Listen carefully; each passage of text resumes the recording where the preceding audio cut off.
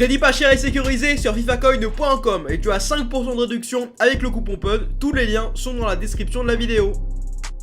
Cette vidéo est sponsorisée par OneFootball, la première application toujours gratuite qui parle football. Le lien est dans la description de la vidéo. Bonjour à tous, c'est Paul, très heureux de vous retrouver pour une nouvelle vidéo. Et aujourd'hui, on va se retrouver pour une série que vous kiffez. Je vous le dis, vous l'aimez cette série. C'est une série qui parle un petit peu d'inventivité, d'idées. Voilà, je pense que c'est le terme de la série, c'est l'idée. Pourquoi? Parce que vous le savez, en ce moment, il y a un club qui fait énormément parler. Ce n'est pas Guingamp, ce n'est pas le Stade Malherbe de Caen, c'est bien sûr le Real Madrid. Pourquoi? Parce que Zinedine Zidane revient au Real. Bon, c'est un petit peu surprenant, mais au final, c'est pas surprenant sans l'être. Mais je me suis dit, vas-y, on va se mettre dans la tête de Zizou et on va essayer de deviner quel serait peut-être le 11 qu'il aurait imaginé pour le Real Madrid. Alors, je précise, les gars, j'ai pas forcément tenu compte du budget parce que je me suis dit, c'est le Real Madrid, on peut peut-être se permettre des petites folies. Voilà, des petites folies. Et puis, on va mettre des joueurs en vente, tu vois ce que je veux dire. Bref, je vous expliquerai un petit peu tout ça durant la vidéo. Bon, on va commencer directement. On est dans le menu du jeu.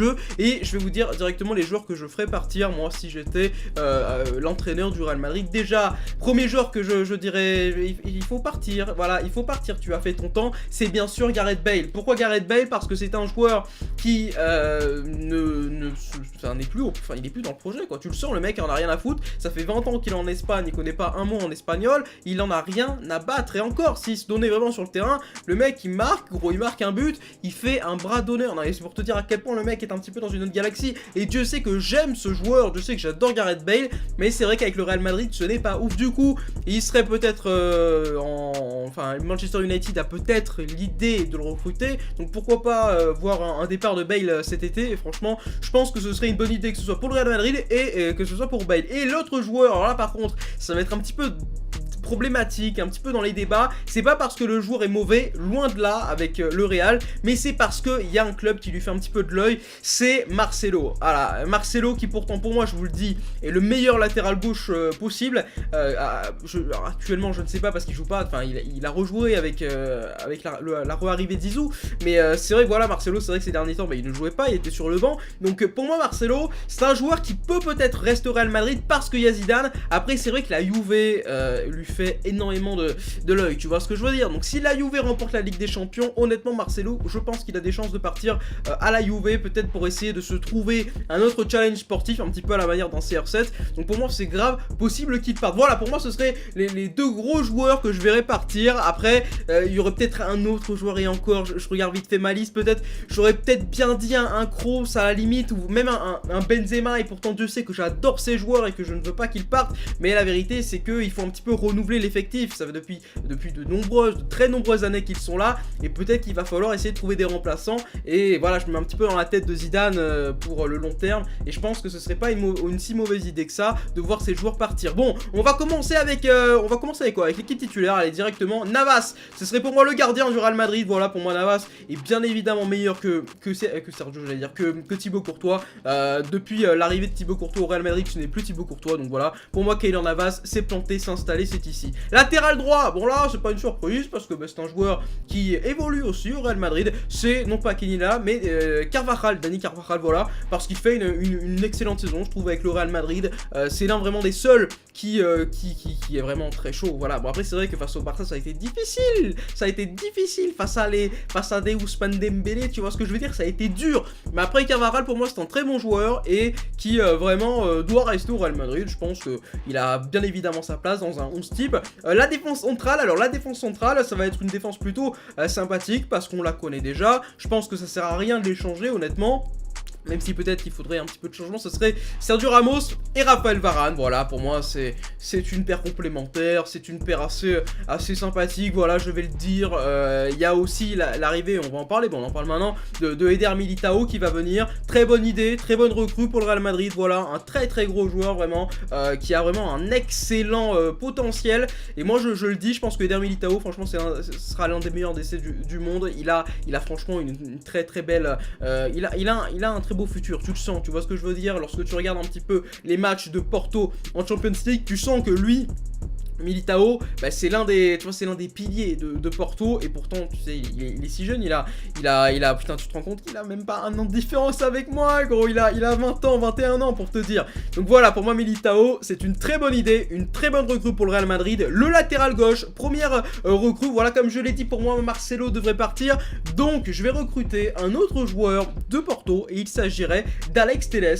Alex Telles, c'est un joueur qui me plaît énormément, voilà, Alex Telles, c'est un joueur qui me plaît énormément, et qui je pense pourrait voir sa place au Real Madrid. Alors après je sais pas si en tant que titulaire il l'aura, tu vois ce que je veux dire, parce que voilà, ça reste le Real, mais pour moi j'aime beaucoup Alex Telles, donc je le verrai bien moi, au Real, ça serait je pense une plutôt bonne idée. Milieu de terrain, milieu de récupérateur les gars, là on va parler d'un joueur que vous connaissez, le Brésilianos, Casemiro, parce que Casemiro quand il est à son haut niveau, et c'est vrai que ces derniers temps il ne l'était pas forcément, même si ce n'est qu'il ne l'était pas, bah Casemiro c'est du très très haut level, vraiment du très très haut level, et moi je pense qu'avec Zizou il va bien évidemment se mouvementer, tu vois ce que je veux dire, se réveiller, et je pense que Casemiro va vraiment redevenir le Casemiro qu'il était durant toutes les épopées de Champions League avec le Real Madrid, où ils ont quasiment, si ce n'est pas quasiment, ils ont tout le temps gagné, voilà, durant ces dernières années. Voilà, Casemiro pour moi, très très gros joueur. Les deux MC, on va commencer avec la non-recrue, voilà, un joueur que vous connaissez qui a été Ballon d'Or l'année dernière, voilà, c'est Luka Modric. Luka Modric, voilà, je vois pas pourquoi il partirait du Real. C'est vrai que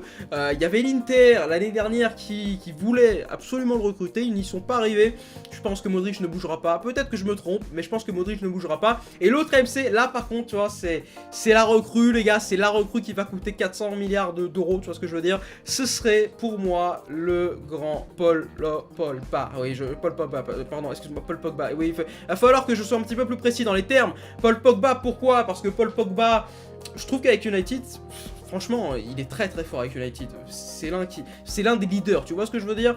Mais il lui manque, tu vois ce que je veux dire, un truc. Il lui manque un truc, et c'est pas de sa faute. Et je pense que Pogba, s'il part au Real Madrid, ce serait une très bonne idée. En plus, t'as Zidane. Donc voilà, il y a plein de choses qui font que Pogba, pour moi, mériterait peut-être de passer à un niveau supérieur. United, c'est un très grand club, attention. Ne me faites pas dire ce que je n'ai pas dit. Mais je pense que le Real Madrid, pour Paul Pogba, ce serait la destination parfaite. Voilà, je le dis. Et du coup, ça placerait Kroos sur le banc. Hein, ça placerait Kroos sur le banc. Pogba, voilà, vous connaissez. Pogba tellement complet, tellement fort. Bref, je n'ai pas d'autre chose à dire. L'attaque maintenant, on va passer à l'ailier gauche. Bon, ça aussi, c'est une grosse recrue, les gars. Va falloir sortir le portefeuille, je vous le dis. C'est Eden Hazard. Là, je pense que c'est sûr, mais à 200% qu'il partira au Real Madrid, et c'est une très bonne idée. Eden Hazard avec Chelsea, il a été exceptionnel, vraiment. Il a été très très bon, et je pense qu'il a besoin du Real Madrid pour essayer un petit peu de step up, voilà, même si il est déjà, tu vois, au level max, tu vois, gros, il est level 100 crook, il est pas crook, tu vois ce que je veux dire, mais il faut encore, tu vois, un truc au Real Madrid, et je pense que le Real Madrid peut lui apporter ça. Ailier droit, voilà, ce serait Vinicius. Je mettrais Vinicius à ce poste-là, parce que Vinicius, très très gros talent, on l'a vu, il a cette rapidité, cette vitesse d'exécution. Il lui manquerait que la finition pour être si exceptionnel que ça. Mais je pense qu'il va l'avoir. Attendez, le gars, il a quand même... Voilà, il est en 2000, gros. Il a 18-19 ans, tu vois ce que je veux dire. Moi, je suis né en 99 et je fais des vidéos dans ma chambre pour te dire à quel point le mec est au-dessus. Donc pour moi, Vinicius Junior, très très gros joueur. Il a la polyvalence. Je pense qu'il peut jouer à droite, à gauche. Il peut jouer dans tous les côtés. Pour moi, Vinicius, ce serait pour moi un titulaire de l'équipe. Et puis le buteur, là, ce ne serait pas Benzema. Même si, dans ma tête, Benzema, franchement, c'est un joueur que j'apprécie énormément, que j'idolâtre limite, parce que c'est vraiment un joueur que je respecte énormément, mais ce serait Mauro Icardi, voilà, Mauro Icardi, et pourtant bon, il a été formé à la Masia, tu vois ce que je veux dire, mais bon, je pense que les gens en ont un petit peu rien à foutre, tu vois ce que je veux dire. Donc pour moi, Icardi, ce serait franchement le buteur parfait, voilà, il faut un tueur, et tueur qu'il y a, et ben il y a Icardi, et moi je prendrais Icardi, voilà. Je vous fais vite fait le banc aussi, parce que c'est vrai que j'en ai pas parlé. Si Hazard ne signerait pas, j'ai ma petite recrue remplaçante, parce que c'est un joueur qui fait une excellente saison avec West Ham. Ce serait Felipe Anderson, voilà, surtout qu'au Real Madrid on aime bien les Brésiliens. Felipe Anderson, je pense que c'est le joueur parfait, voilà. Felipe Anderson qui peut à tout moment, voilà, dépanner, gros. S'il n'y a pas Hazard, il y aura Felipe Anderson, c'est un joueur remarquable. Je vous conseille de voir un petit peu les matchs de West Ham pour vous dire à quel point ce joueur est plutôt bon. Enfin, il est pas plutôt bon, il est vraiment excellent. Et vraiment, c'est franchement la révélation de l'année, enfin l'une des révélations de l'année en première ligue, et notamment à West Ham, parce que West Ham joue en première ligue, tu m'as compris, frérot. frérot. Sur le banc, du coup, bon, je vous l'ai dit, je l'ai quand même mis, je mettrai Benzema, parce que même si je pense qu'il devrait partir pour vraiment trouver vraiment du temps de jeu, parce que la vérité, voilà, Benzema, même si avec Zizou, en vrai, il sera titulaire, tu vois, gros. Après, je me mets pas trop dans la tête de Zizou, je me mets dans ma tête surtout. Benzema, voilà, si on respecte la logique de Zizou, ce serait ça, tu vois ce que je veux dire. Mais après, Icardi, il faut un petit peu laisser la place aux genoux, et pourtant, Benzema, il est pas vieux, hein, il a que 32 ans, donc très honnêtement, je pense qu'il peut faire encore le taf pendant, je dirais, 2 ans, un délire comme ça. Prochain joueur, donc ce serait Kroos, voilà, Kroos qui serait sur le banc. Toni Kroos, c'est un joueur exceptionnel, mais qui je trouve vieillit de plus en plus. C'est incroyable, je sais pas ce qu'il a ce joueur, il vieillit gros. Pourtant c'est un joueur que j'aime beaucoup, mais pourtant voilà, c'est triste à dire. Et Kroos, joueur exceptionnel, mais je pense que Pogba pourrait vraiment le remplacer parfaitement. Et c'est pour ça que j'ai mis Pogba d'ailleurs sur le 11 des titulaires. Prochain joueur que j'ai calé, c'est Isco. Alors Isco par contre avec Zizou il sera titulaire, je pense notamment au début, tu vois, il sera titulaire parce que ça reste Isco, c'est son petit protégé, tu vois, un petit peu à la Benzema, tu vois, un petit peu, je sais pas, bon, à la Marcelo, voilà, des joueurs comme ça. Mais Isco, je pense qu'il limite il pourrait être titulaire. Après, ça dépend comment le Real Madrid joue. Est-ce qu'ils veulent jouer avec un 10? Est-ce qu'ils veulent jouer sans 10? Est-ce qu'ils veulent jouer, tu vois, ça dépend de la façon dont Zizou va vouloir jouer l'année prochaine, la saison prochaine. Mais Isco, bien évidemment, que jusqu'à la fin de la saison, il sera titulaire avec le Real Madrid. Après, est-ce qu'on verra pour la saison prochaine s'il le sera? Ça, c'est une autre affaire, c'est une autre histoire. Prochain joueur, c'est Lucas Vazquez, parce que c'est un joueur qui franchement m'impressionne de match en match.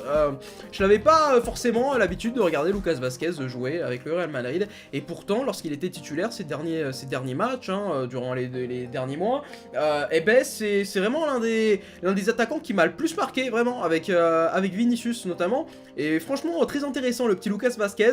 Et puis l'autre joueur que j'ai envie de mettre sur le banc, bon bah là c'est un gardien parce que je suis obligé, c'est Thibaut Courtois, voilà, mais je le fais sans trop de... Voilà, tu vois ce que je veux dire, Thibaut Courtois pour moi, ça a été un mauvais recrutement je pense pour le Real Madrid, parce que malheureusement ils ne se sont pas rendus compte que t'avais déjà Navas, et Navas ça suffit amplement, ça sert à rien de rajouter un Courtois. Pour moi Navas faisait le taf, et faisait très bien le taf, et Courtois je pense que c'était un petit surplus. Bon, on va s'arrêter ici du coup, dites-moi dans les commentaires ce que vous pensez de mon équipe du Real Madrid, de mon 11 du Real. Moi j'ai essayé voilà de le faire avec ma tête, sans trop penser au budget, je vais pas vous mentir, parce que les gars, le fair play financier là, il va t'arracher la gueule si tu fais ça. Mais tout est possible les gars, on sait pas, moi j'en ai aucune idée, je me dis vas-y, j'ai essayé de faire mon petit 11 du Real Madrid pour voir un petit peu ce que ça donne, et j'ai trouvé cette équipe sympathique. Je vous dis à la prochaine, c'était votre Diapone, prenez soin de vous, plein de bisous, peace.